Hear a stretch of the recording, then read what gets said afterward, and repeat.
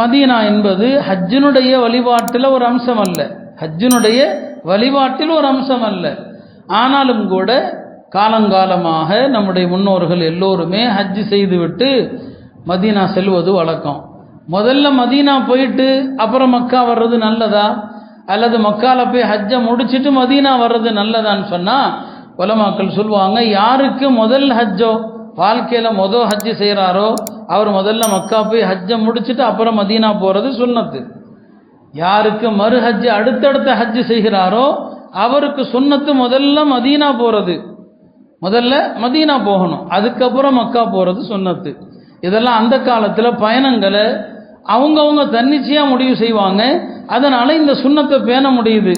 இப்போ பயணத்தை நாம் முடிவு செய்ய முடியறதில்லை, எப்படி அமையுதோ அப்படி தான். இருந்தாலும் உலமாக்கள் மதீனா எப்போது செல்வது என்பதை கூட சொன்னாங்க. அருமையானவர்களே, ஹாஜிகள் மதீனா செல்கிற போது மதீனாவுடைய புனிதம் என்ன, பெருமானார் ஸல்லல்லாஹு அலைஹி வஸல்லம் அவர்களையும் அவர்கள் வாழ்ந்த அந்த மதீனமா நகரத்தையும் சஹாபாக்கள் எப்படி நேசித்தாங்க அப்படிங்கிறத கொஞ்சம் அந்த வரலாறை தெரிந்து கொள்ளணும். நாம் பலதும் சொல்லியிருக்கிறோன்னு சொன்னாலும் ஒரு சில விஷயங்களை நினைவூட்ட விரும்புகிறேன்.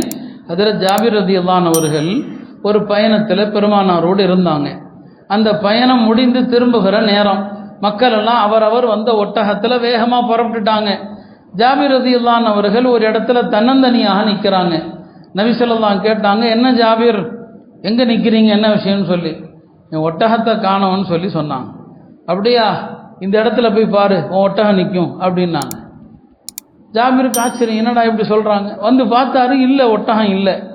திருப்பி வருவார், யாரோ சொல்லலாம் நீங்கள் சொன்ன இடத்துல இல்லையே, திருப்பி போய் பாரு இருக்குன்னு சொன்னாங்க. 2வது முறையும் பார்த்தாரு, இல்லை. 3வது முறையும் சொன்னாங்க, இல்லை.